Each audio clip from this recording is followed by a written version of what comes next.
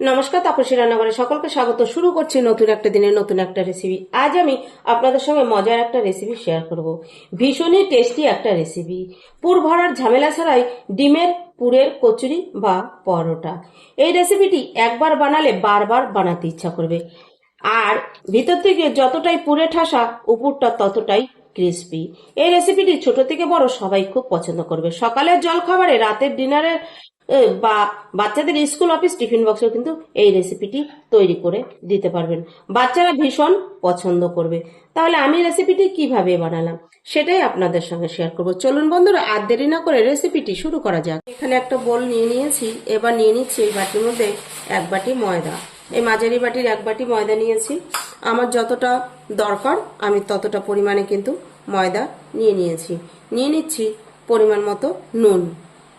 দিয়ে দেব ছোট 2 টেবিল চামচ পরিমাণ সাদা তেল বা রিফাইন্ড তেল। এবার দিয়ে এটা আমি ভালো করে ময়ান দিয়ে নেব। এখানে কিন্তু পুর ভরা ঝামেলা ছাড়াই আজকে আমি একদম ডিমের পুর ভরা পরোটা বা কচুরি যেটাই বলুন সেটাই আমি তৈরি করে নেব। এবার পুর ভরার ঝামেলা ছাড়া কিভাবে তৈরি করব সেটাই আপনাদের সঙ্গে কিন্তু শেয়ার করব। বানানো ভীষণই সহজ, হয়েও যায় চটজলদি। প্রত্যেকদিন একঘেয়েমি রেসিপি না খেয়ে একটুখানি চেঞ্জ করে করলে কিন্তু ভালোই লাগে। আর এরকম চেঞ্জ করে রেসিপি করলে বাড়ির বড় থেকে ছোট সবাই খুব পছন্দ করে। আর এইসব রেসিপিগুলো বাচ্চাদের করে দিলে খুবই ভালো খাবে বাচ্চারা। বাচ্চাদের স্কুল অফিস টিফিন বক্সেও কিন্তু এই রেসিপিটি তৈরি করে দিতে পারবেন। দেখুন, আপনাদের সঙ্গে কথা বলতে বলতে কিন্তু আমার ময়ান দেওয়া কমপ্লিট। এই দেখুন, মুঠু করলে মুঠু হয়ে যাচ্ছে, ভেঙে দিলে ঝুড়ো হয়ে যাচ্ছে। এবার এর মধ্যে অল্প অল্প জল দিয়ে আমি একটা সফট ডো তৈরি করে নেব। আমরা রুটি পরোটার জন্য যেরকম আটা ময়দা মেখে নিই, আমি ঠিক সেই রকমই ভাবে মেখে একটা সফট ডো তৈরি করে নেব। দেখুন, ঠিক এরকম একটা ডো তৈরি করে নিতে হবে। এবার ঢাকা দিয়ে আমি 5 মিনিট রেস্টে রেখে দিচ্ছি। এখানে আমি আর একটা বোল নিয়েছি। এবার এর মধ্যে আমি ডিম ভেঙে নিচ্ছি। আমি এখানে বন্ধুরা 4টে ডিম দিচ্ছি। আপনারা আপনাদের বাড়ির সদস্য হিসেবে আর পরোটা হিসেবে ডিমের পরিমাণ বাড়িয়ে বা কমিয়েও নিতে পারেন। আশা করছি আমার এই রেসিপিটি আপনাদের কাছে ভালো লাগবে। রেসিপিটি ভালো লাগলে একটা লাইক ও কমেন্ট করবেন। একটা লাইক আর একটা কমেন্ট আমাকে ভিডিও করতে ভীষণই উৎসাহ দেয়। খুব ভালো লাগলে বন্ধুদের সঙ্গে বেশি বেশি শেয়ার করবেন। নতুন বন্ধুদের কাছে একান্ত অনুরোধ, আমার চ্যানেলটি সাবস্ক্রাইব করে আমার পাশে থাকবেন। পাশে থাকা বেল আইকনটি প্রেস করে নোটিফিকেশনটি অন রাখবেন। যখনই আমি এরকম নিত্য নতুন ভিডিও আপলোড করব, পৌঁছে যাবে সবার আগে আপনাদের কাছে। 4টে ডিমের মধ্যে আমি বেশ কিছুটা কাঁচা লঙ্কা কুচি, মাঝারি সাইজের একটা পেঁয়াজ কুচি আর কিছুটা নুন দিয়ে ফেটিয়ে নিচ্ছি। আপনাদের বাড়ি বাচ্চাদের জন্য তৈরি করলে লঙ্কার পরিমাণটা আপনারা বুঝে দিয়ে নেবেন। আর আপনারা যেরকম ঝাল খেতে পছন্দ করেন আপনারা সেই পরিমাণ ঝাল দিয়ে নেবেন। দিয়ে দিচ্ছি আরও কিছুটা গোলমরিচের গুঁড়ো। এতে খেতেও ভালো লাগবে, সেন্টটাও ভালো লাগবে। বেশ কিছুটা ধনেপাতা কুচি। এবার এই গোলমরিচ গুঁড়ো আর ধনেপাতাটা দিয়েও আমি মিশিয়ে নিচ্ছি। ধনেপাতাটা দিলেও সেন্টটা কিন্তু খুবই ভালো হবে। আমি একদমই সিম্পলভাবে যেহেতু তৈরি করছি, তাই ধনেপাতা গোলমরিচ গুঁড়োটা দিলে টেস্টটা আর সেন্টটা খুব ভালো হবে, তাই কিন্তু দিয়েছি। এর স্বাদটা বাড়াতে আমি আরেকটু দিয়ে দিলাম এখানে ম্যাগি মশলা। এই ছোট 1 টেবিল চামচ ম্যাগি মশলা আমি দিয়ে দিয়েছি। ম্যাগি মশলাটা দিয়েও দেখুন ভালো করে মিশিয়ে নিলাম।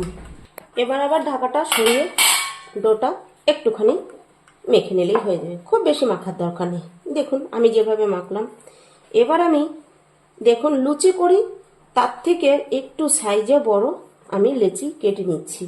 মানে আমরা লুচি বানানোর জন্য যেরকম লেচি কাটি তার থেকে একটু বড় সাইজে আমি লেচি দেখুন কেটে নিচ্ছি। এরকম করে লেচিগুলো কেটে নিতে হবে। এবার লেচিগুলো একটু এরকম হাতের সাহায্যে মসৃণ করে গোল করে নেব। এতে কি হবে, আমি এরকম করে রেডি করে নিলে বেলতে আমার ভীষণ সুবিধা হবে। এই দেখুন, এখান থেকে আমি একটা লেচি নিয়ে নিচ্ছি আর বাকিটা ঢাকা দিয়ে সাইডে সরিয়ে রাখছি। উপর থেকে ময়দা ছড়িয়ে আমি এটা এবার ভালোভাবে রুটির মতো বেলে নেব। যতটা সম্ভব পাতলা করেই বেলে নিতে হবে। এটা যতটা পাতলা হবে এটা তাহলে কিন্তু ভালোভাবে ফুলবে। দেখুন আমি ঠিক কিভাবে বেলে নিচ্ছি। দেখুন আমি ঠিক এরকম বড় করে আর এরকম পাতলা করে বেলে নিয়েছি। আমি যে সাইজ করব সেই হিসেবে একটু বড় করে করেছি। আপনারা সাইজ যেরকম করবেন সেই হিসেবে রুটিগুলো তৈরি করে নিলেই হবে। এই একইভাবে সব রুটিগুলো তৈরি করে নেব। দেখুন আমি একইভাবে কিন্তু আরও একটা বেলে নিয়েছি। এই দেখুন সবগুলো আমি বেলে নিয়েছি। এবার আমি একটা টিফিন বাটি নিয়েছি। আমি কচুরি বা বলুন আর ডিম ভরা পরোটা বলুন, আমি এই সাইজে তৈরি করব, তাই আমি এই সাইজের বাটি নিয়েছি। আপনারা চাইলে এর থেকে সাইজে ছোট তৈরি করতে পারবেন। দেখুন এখানে কিন্তু আর পুর ভরার কোনো ঝামেলা নেই। এবার এই যে ডিমের ব্যাটারটি তৈরি করে রেখেছি, এই যে ব্যাটারটি ভালো করে একবার মিশিয়ে নিচ্ছি সমস্ত মশলার সঙ্গে। এবার এর মধ্যে দিয়ে দিচ্ছি। আমি এখানে ছোট চামচ নিয়েছি, ছোট চামচের দেখুন 2 চামচের মতো দিয়ে দিলাম। দিয়ে উপর থেকে আমি আর একটা রুটি দিয়ে দিচ্ছি। দিয়ে ভালো করে বন্ধুরা ফলো করবেন। এবার ভালো করে হাত দিয়ে প্রথমে কিন্তু চেপে দিতে হবে। এই দেখুন চেপে দিতে হবে প্রথমে। এবার এরকম করে হাত দিয়ে চেপে চেপে এটা কেটে নিতে হবে।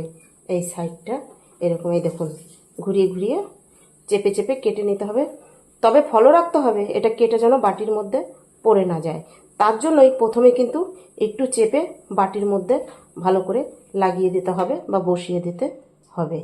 এবার এই সাইডে এটা আমি নিয়ে নিচ্ছি, এটা আমার কাজে লেগে যাবে। এবার ফ্রাই প্যানে আমি অল্প তেল দিয়ে বসিয়ে দিয়েছি। এবার দেখুন এটা আমি দিয়ে দিলাম। প্রথমে বন্ধুরা অল্প তেল দিয়ে বসিয়ে দেবেন। এবার কিন্তু এটা গরম হলেই এই টিফিন বাটিটা ছেড়ে যাবে। এখন আমি আঁচ লো করে দিয়েছি। দেখুন বন্ধুরা আমার এটা ভাজা হয়ে গেছে। দেখেছেন কি সুন্দর হয়েছে। এই একইভাবে সবগুলো ভেজে নেব। দেখুন বন্ধুরা কি সুন্দর একদম বলের মতো কিন্তু ফুলছে। একদম সবকিছু যদি ঠিকঠাক থাকে, ময়দা মাখানো থেকে আর এটা তৈরি করা থেকে এরকমই কিন্তু ফুলকো ফুলকো এই পরোটাগুলো হবে। দেখুন আমি আরও একটা দিয়ে দেখাচ্ছি। এই দেখুন বাটিটা এবার আমি আলতো করে তুলে নিচ্ছি। এই দেখুন বাটিটা গরম হয়ে গেলে মাঝে মাঝে কিন্তু বন্ধুরা এরকম হয়, বাটিটা তখন তুলতে একটু অসুবিধা হয়। এই দেখুন আমি বাটিটা ঠিক একটা কিছু দিয়ে তুলে নিচ্ছি। দেখুন বন্ধুরা তখন দেখলেন যে বাটিটা গরম হয়ে যাওয়াতে আমার একটু তুলতে অসুবিধা হয়েছিল, তাতে কিন্তু কোনো অসুবিধা নেই। দেখেছেন তো, তাও কিন্তু ডিম ভরা পরোটাগুলো কত সুন্দর হয়েছে আর কত সুন্দর ফুলেছে। এই দেখুন আমার ভাজা কমপ্লিট। এই লাস্ট বন্ধুরা এইরকম একটা বাটি নেওয়ার চেষ্টা করবেন। এই যে পাশে এরকম বিট আছে, এই ধরনের বাটি নিলে এই পরোটাগুলো বানাতে বেশি সুবিধা হয়, আর এরকম খাড়া বাটি নিলে একটু অসুবিধা হয়। দেখুন বন্ধুরা আমার সবগুলোই ভাজা হয়ে গেছে আর কতটা ফুলকো ফুলকো হয়েছে আপনারা দেখলেই বুঝতে পারবেন। এটা সকালের জলখাবারে বা রাতের ডিনারে বা সন্ধ্যার টিফিনে, বাচ্চাদের স্কুল অফিস টিফিন বক্সেও কিন্তু এই টিফিনটি তৈরি করে দিতে পারবেন। বানানো ঝামেলা খুবই কম।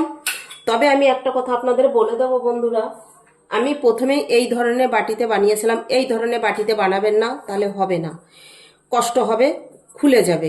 এই যে এরকম বিটালা একটা বাটি দেখে, যেরকম মানে এরকম বিটালা বাটি দেখে আপনারা তৈরি করবেন, তাহলে একদম পারফেক্ট হবে। আর ওইরকম খাড়ো বাটি নিলে তাহলে হবে না, কেটে হয় পড়ে যাবে, না হলে লিক হয়ে যাবে, অসুবিধা হবে, পারফেক্ট মধ্যে তৈরি করতে পারবেন না। তাহলে রেসিপিটি ভালো লাগলে লাইক কমেন্ট করুন আর বন্ধুদের সঙ্গে বেশি বেশি শেয়ার করুন। এটা খেতেও কিন্তু বন্ধুরা অসাধারণ হয়। এটা খাওয়ার জন্য এরকম কিছু দরকার নেই, একটু চা বা সস হলেই খাওয়া হয়ে যায়।